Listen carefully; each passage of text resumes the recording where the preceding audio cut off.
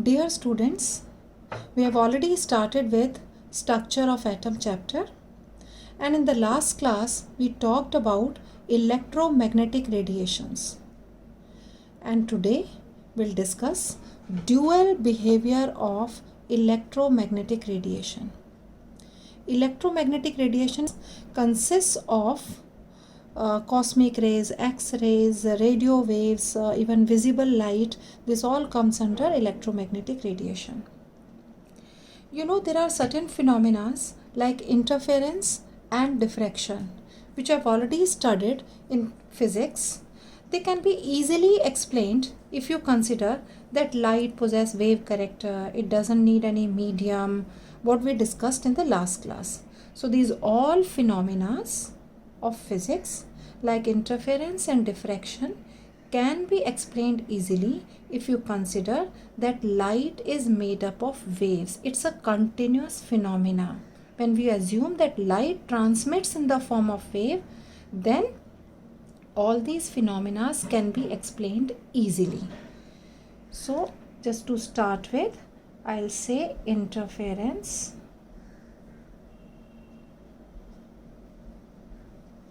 and diffraction can be easily explained when you consider that light or electromagnetic radiations are made up of waves. So wave theory of electromagnetic radiations. But you know, there are certain other phenomena like black body radiation, photoelectric effect, line spectrum of hydrogen. All these phenomena we are going to study in this class only, and maybe line spectrum in the other class. They cannot be explained by the classical wave theory. So it is black body radiation and photoelectric effect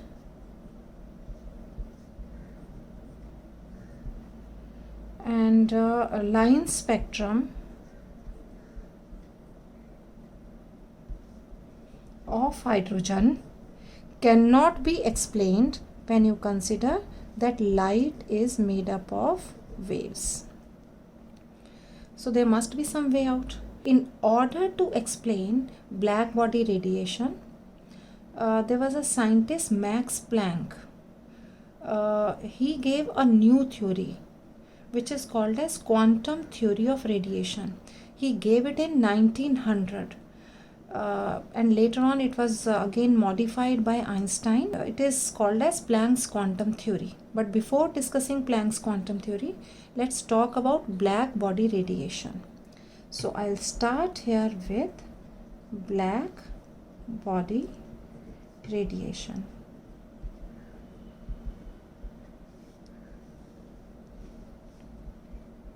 What is a black body? Beta, a black body is one which emits and absorbs all radiations of all frequencies uniformly.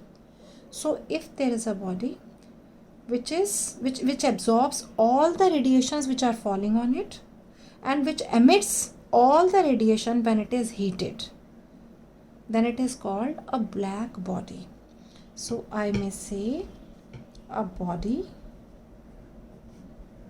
which emits and absorbs all radiations of all frequencies uniformly is called black body. I can also say a black body is a perfect absorber and perfect emitter of light or radiant energy. Radiant energy or light. What is radiant energy? Light is also a form of radiant energy. It radiates in the space, so it is called as radiant energy. So I repeat, if a body is there and you heat it, and if it emits all the radiations uniformly, all the radiations of all frequency, then it is a black body radiation. And if a light is made incident on it and it absorbs all the kind of radiations of all frequencies, then you call it as a black body. And the radiations which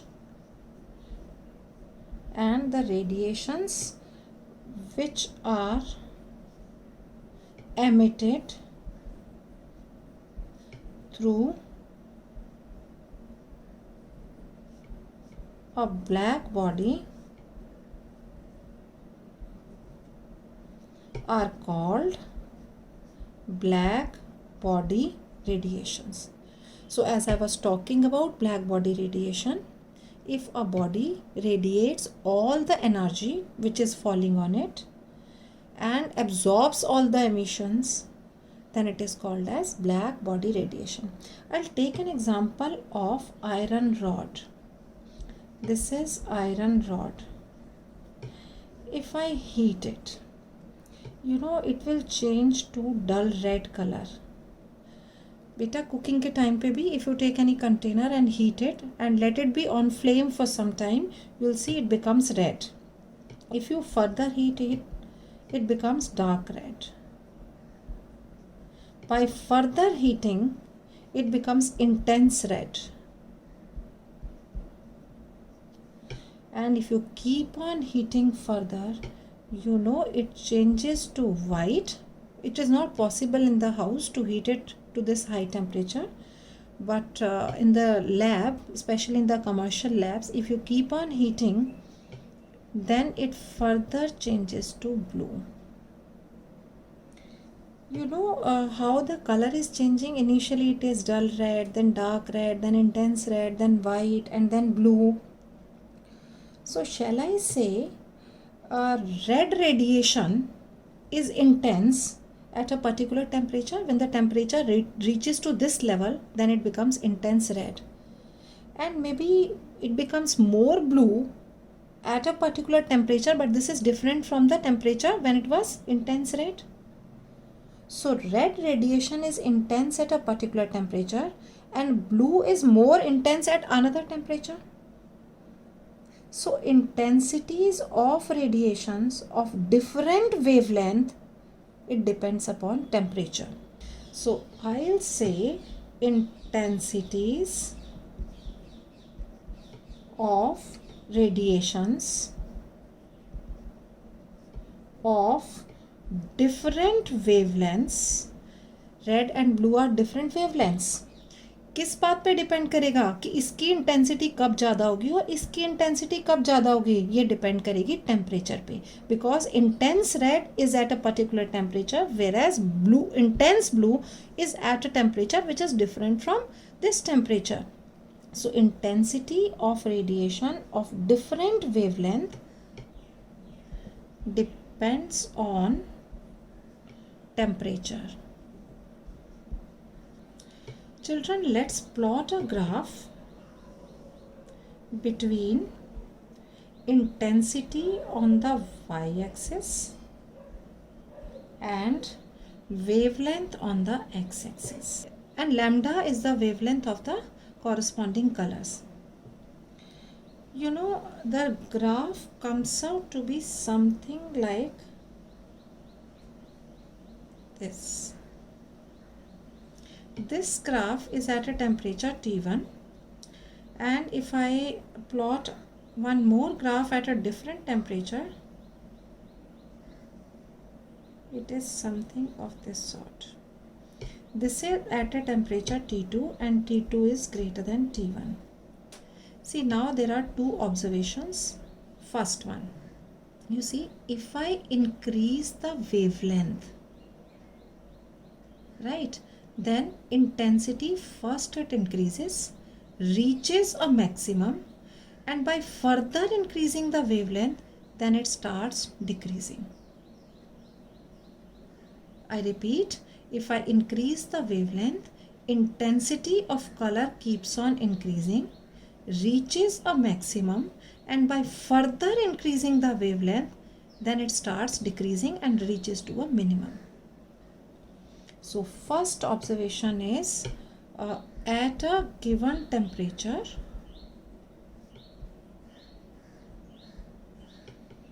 intensity of color increases by increasing wavelength, reaches a maximum, and then decreases by further increasing the intensity.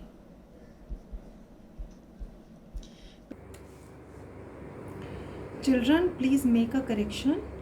It is not intensity, rather it is wavelength. So I repeat, if you increase the wavelength, intensity first increases, reaches a maximum, and then it starts decreasing with the increase in wavelength.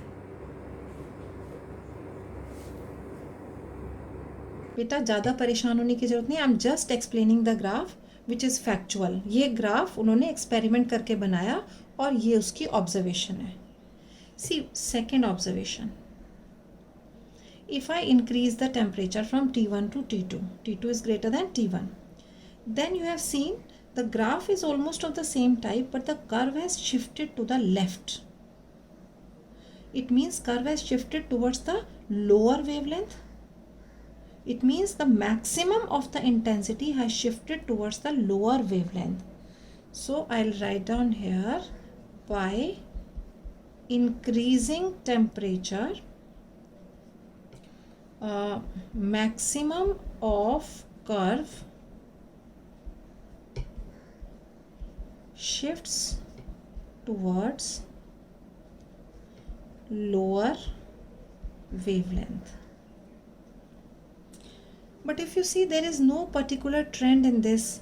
By increasing wavelength, intensity is sometimes increasing, then decreasing. And when we are talking about wavelength, it means we are talking about the wave character. So scientists could not find out any relation between the wavelength and intensity in this case. They were unable to establish a relationship.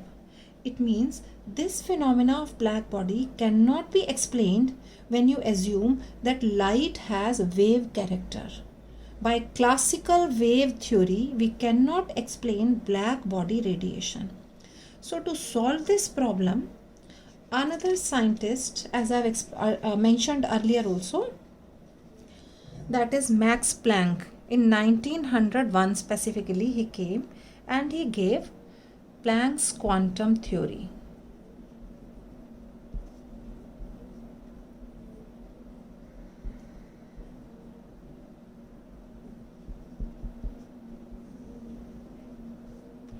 There are 3 points about it. First one is, beta, if you heat a body, it will emit certain radiation. He said the radiations which are emitted, they are not continuous. As we have discussed earlier, that it is the wave character and it is a continuous phenomena. But he said that hot body emits energy not continuously but discontinuously in the form of small energy packets which are called as quanta. So I'll say a hot object or a hot body emits radiations not continuously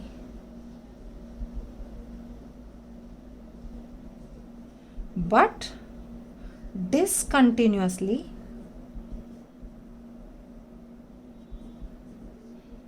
in the form of small energy packets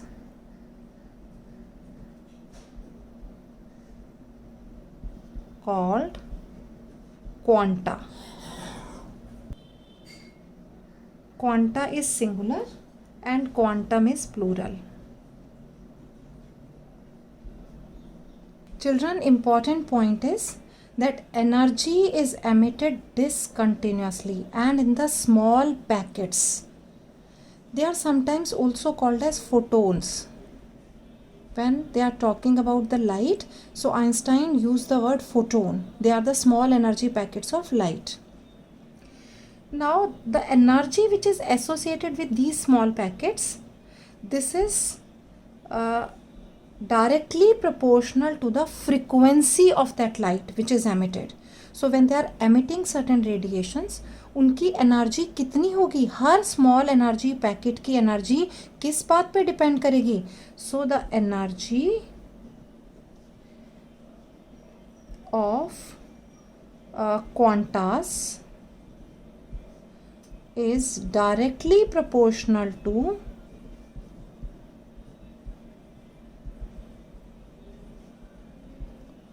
frequency of light. Energy of each packet is directly proportional to frequency. You know, in VIBGYOR, violet light has the maximum frequency. So energy associated with violet light is more because its frequency is more. Whereas red has lowest frequency. So the energy associated with red light is least in case of visible region. So energy is directly proportional to frequency of that particular light. If you remove the proportionality sign, it is E is equal to h nu. So this is one of the formula. What is E? Energy of radiation. Nu is frequency of radiation or light, and h is Planck's constant. As it is a constant, so it has a specific value 6.6 into 10 raised to power minus 34 joule second. Joule is the unit of energy. Frequency is second inverse, so it becomes second here. Joule second. Children, please make a correction. It is the energy of photon or quanta, not of radiation. And similarly, this is also the frequency of photon or quanta. So whatever light you are using, it consists of many quantas. So energy of one quanta is directly proportional to the frequency of that quanta. A body is emitting many quantas, many small packets. So what is the total energy? The total energy emitted by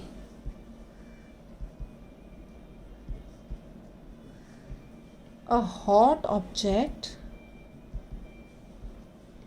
is whole number multiple of h nu. It means energy, total energy which is emitted by an object is whole number multiple of h nu. What is n? N is the whole number. It may be 1, 2, 3, it could be 0 also, something like this. It means whenever any light is absorbed or emitted, it is always emitted as 1 h nu, 2 h nu, 3 h. It cannot be half h nu or 3 by 4 h nu or 5.7 h nu. It is always in whole numbers. It is something like when a person is climbing the stair, it could be either on the second or on the third or on the fourth. It could not be in between the two. So these three are very important points you must remember. Whenever a body is emitting or absorbing, you can also write down emits or absorbs radiation. It is not a continuous phenomena, discontinuously. It is not explained by wave, rather it is explained by the particle nature. When you say small particles of energy are there, and it is always emitting or absorbing in these small packets which are called as quanta. Energy of each quanta is directly proportional to its frequency, and how a particular substance is absorbing or emitting radiations, it is always in the whole number multiples of h nu. So this is about Planck's quantum theory, and on the basis of this we are going to build photoelectric effect.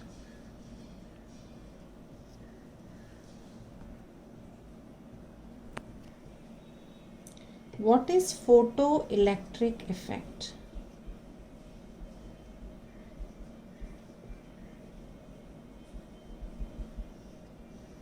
For this, I'll take a photoelectric cell. What is photoelectric cell? You take a evacuated glass tube. It is fitted on both the sides by electrodes, and these two electrodes are connected with some potentiometer, galvanometer.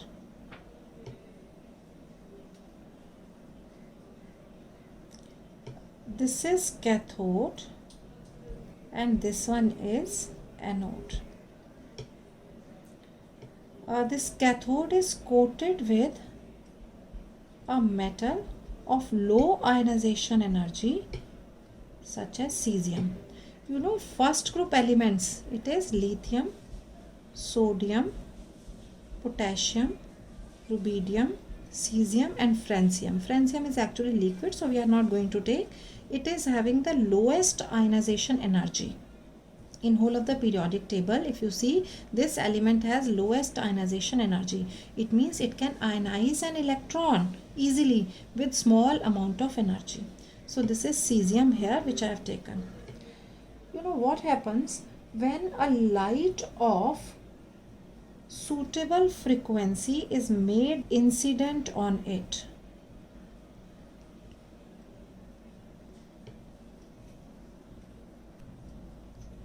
Electrons will start ejecting from it. Why? Because it has low ionization energy. So electrons will start moving and they will move towards the anode, and of course the current will start moving, and you can measure the voltage in the galvanometer also. So what is photoelectric effect? When some radiations of suitable frequency are made incident on a metal of low ionization energy, then some electrons are ejected. So why it is called as photoelectric effect? It is the ejection of electron under the influence of photons of light. So it is photoelectric effect. Some electric current is produced when photons are made incident on a metal. So how will you define photoelectric effect? It is ejection of electrons from the surface of a metal of low ionization energy like cesium when a light or radiation of suitable frequency is made incident on it. There are some characteristic features of photoelectric effect.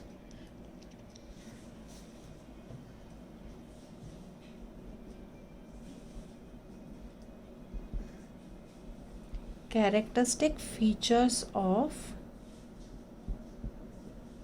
photoelectric effect. First one is, I have used a term suitable frequency. Let's talk about suitable frequency. You have a pattern of VIBGYOR.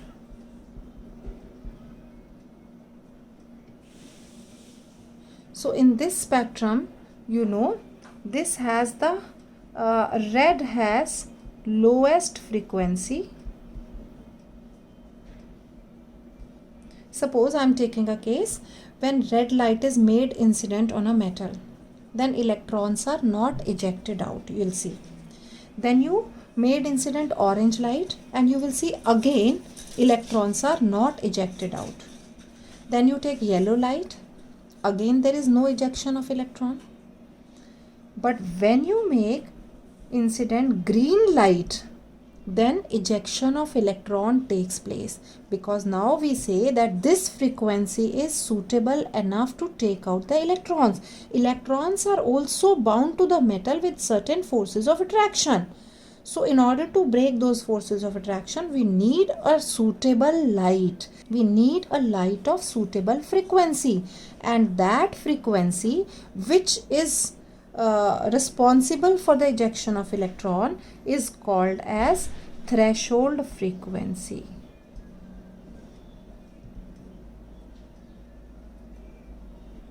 So first point is the lowest frequency,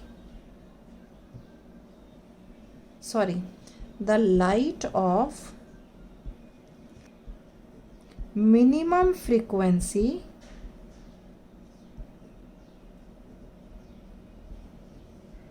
which is required for ejection of electron is called threshold frequency.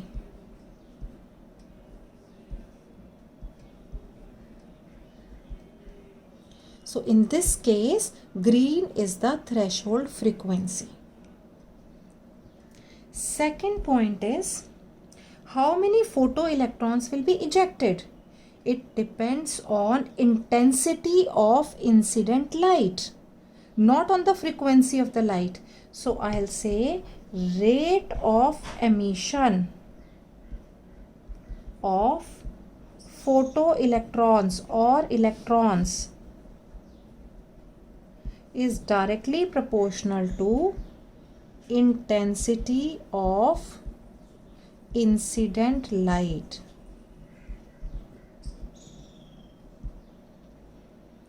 You know how many electrons will be ejected.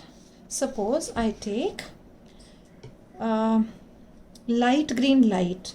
It has low intensity. So less intense green light will emit out lesser number of electrons. And if I take more intense green light, it will emit out more number of electrons. So more intensity means more number of quantas. And if more quantas are striking on the surface, more number of electrons are ejected out. So rate of emission means number of photons or quanta. So more beta rate of emission means number of electrons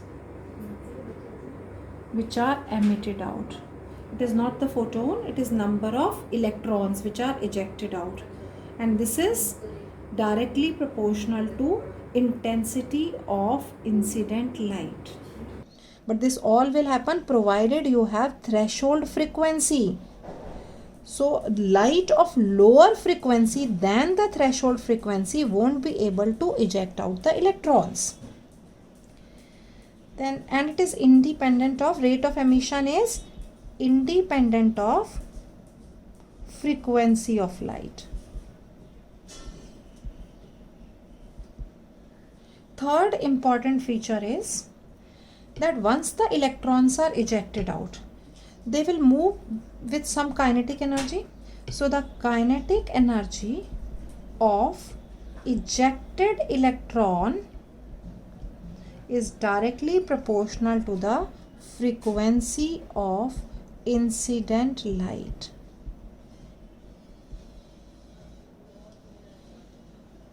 I'll explain it something like this. Look here. If I take red light, it won't be able to eject the electron. Orange also won't eject, yellow also won't eject, but green light is suitable for ejecting the electron. Suppose, then this is called as threshold frequency. It will eject out the electron, but only the ejection of electron will take place because this is equivalent to the energy which is required to break the forces of attraction between the metal and electron. Now in place of green, if you take blue light, it is having more frequency. More frequency means more energy, because just now we have discussed, Planck said that energy is directly proportional to frequency. It has more frequency, it means it has more energy. So out of that energy, some energy will be utilized in ejecting out the electron, and the additional energy will be given to the electron and it will move with certain kinetic energy. So kinetic energy of ejected electron is directly proportional to the frequency of incident light. In case of green, as it is exactly equal to the force of attraction which is required to break the electron from the metal, no kinetic energy will be given to the electrons. But in case of blue, they will move with certain kinetic energy. If I take indigo light, they'll move with more kinetic energy, and in case of violet, more kinetic energy will be given to the electrons because they have more frequency of light. And kinetic energy of electron is independent of intensity of light.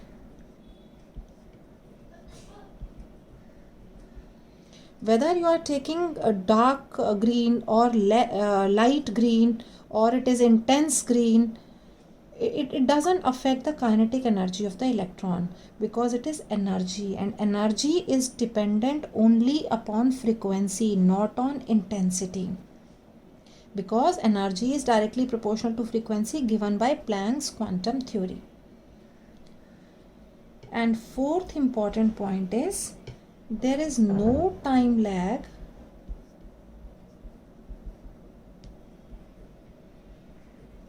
between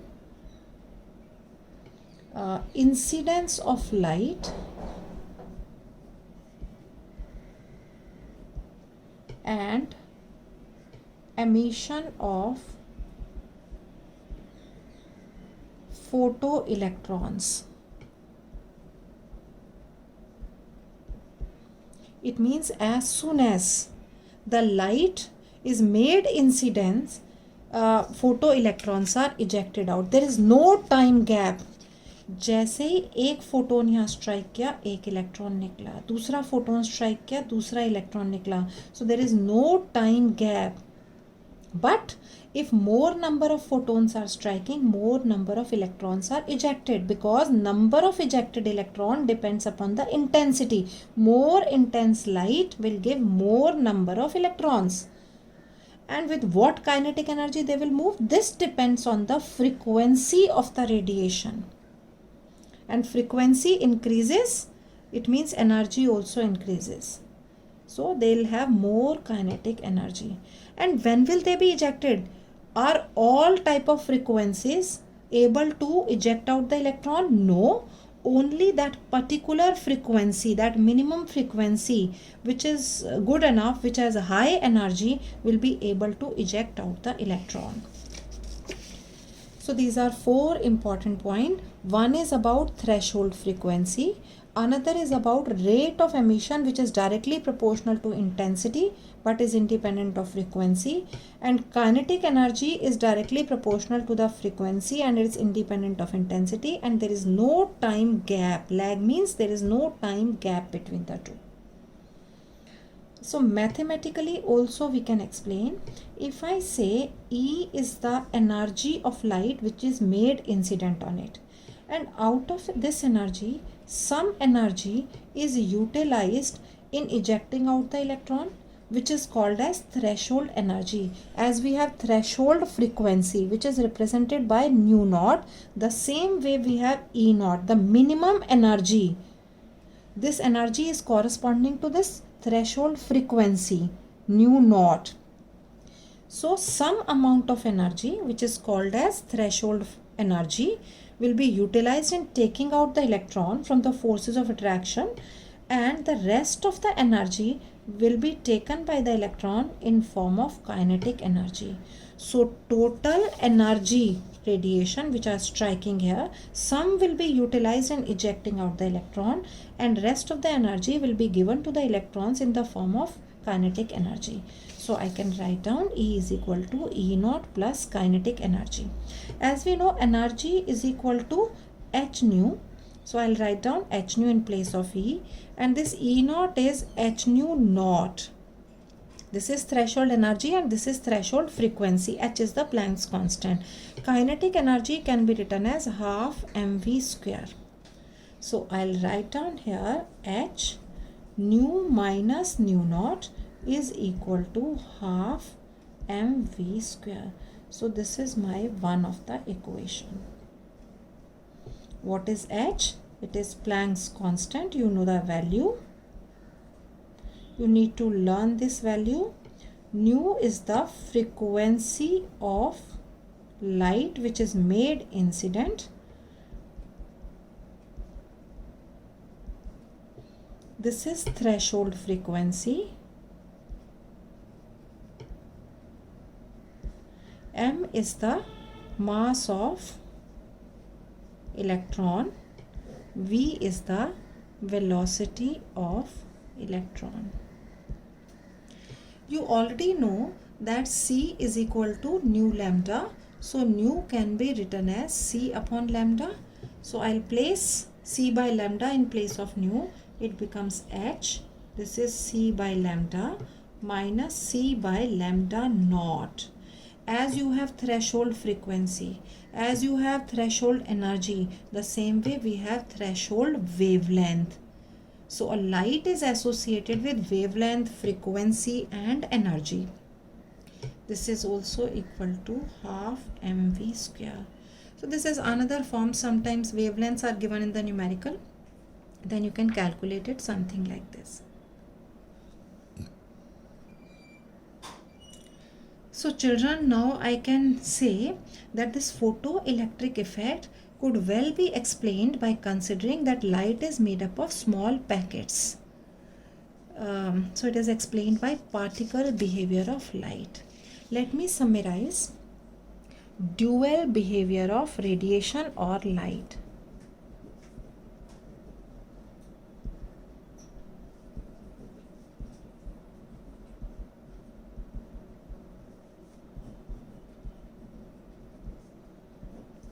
Dual behavior means wave nature of light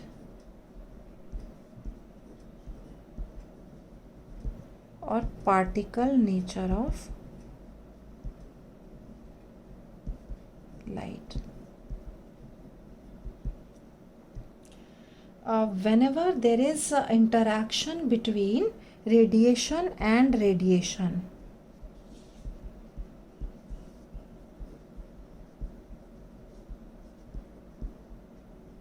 we say it is explained by wave nature. And what are the phenomena which are explained by this? It is interference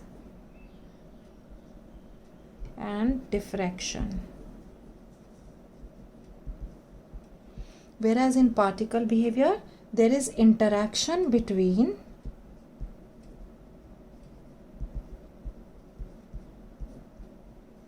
radiation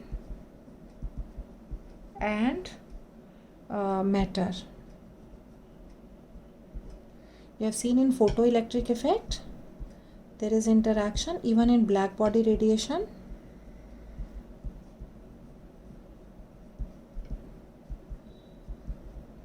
And we'll also discuss line spectrum of hydrogen, that is also explained by particle behavior. So some phenomena are explained by wave nature.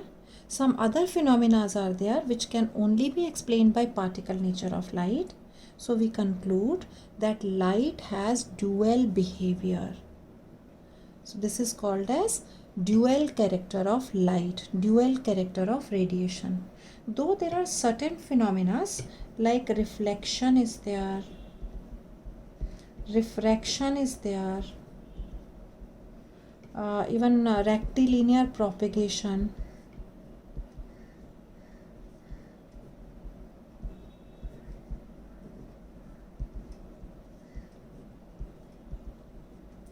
they can be explained by both the phenomena by considering either wave nature or particle nature. So now we have concluded the dual behavior of radiation. Let me revise quickly what we have done today.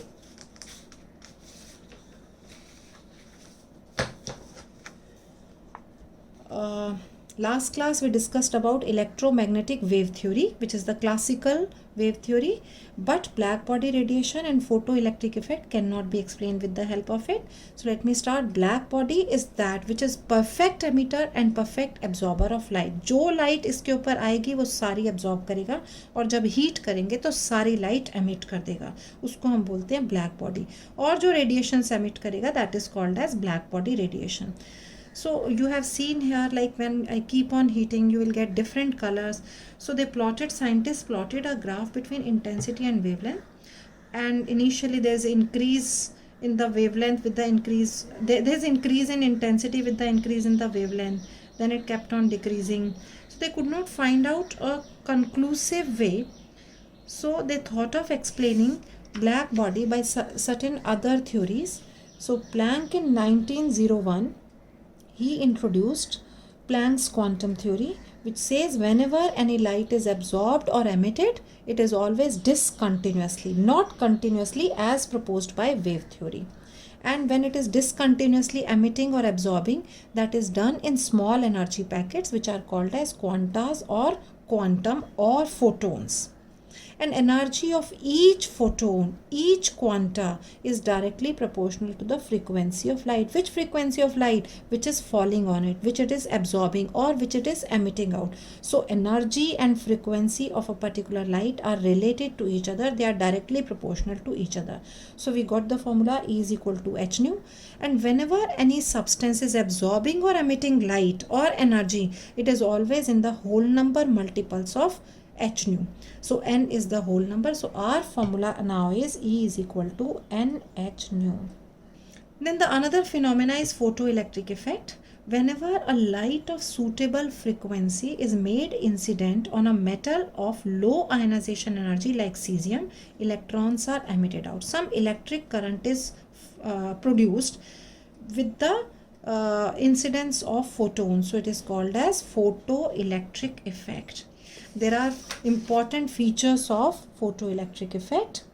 One is about the threshold frequency. A light of minimum frequency which is responsible for the ejection of electron is threshold frequency. How many electrons will be emitted out? It depends on the intensity of light. A weaker beam won't be able to eject more number of electrons, whereas a more intense light means more number of photons are there. They are responsible for the ejection of more number of electrons. And some amount of kinetic energy is given to the electrons, and so kinetic energy of the ejected electron depends on frequency of incident light. Suppose it is very less, electrons will not be ejected. If it is appropriate enough, then electron is ejected, it will not get some kinetic energy.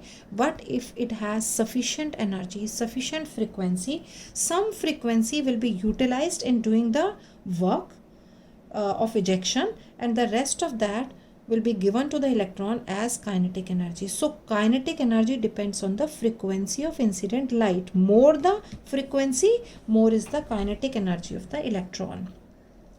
Then last feature is there is no time lag. As soon as the light is made incident, at the same time emission of photoelectron takes place. It means there is no time gap between the ejection and incidence of light.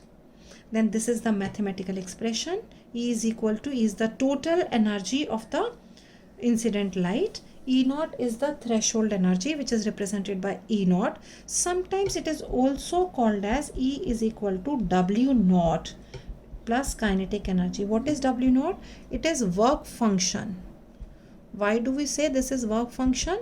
Because some work is done. What work? Electrons are ejected out.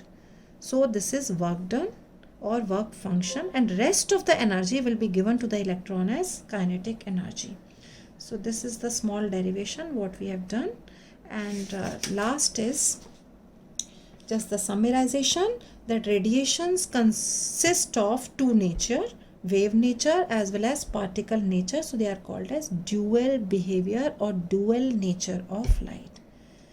Children, learn all the formulas because there are so many questions which are based on photoelectric effect and Planck's quantum theory. We'll discuss the numericals after some time. Thank you.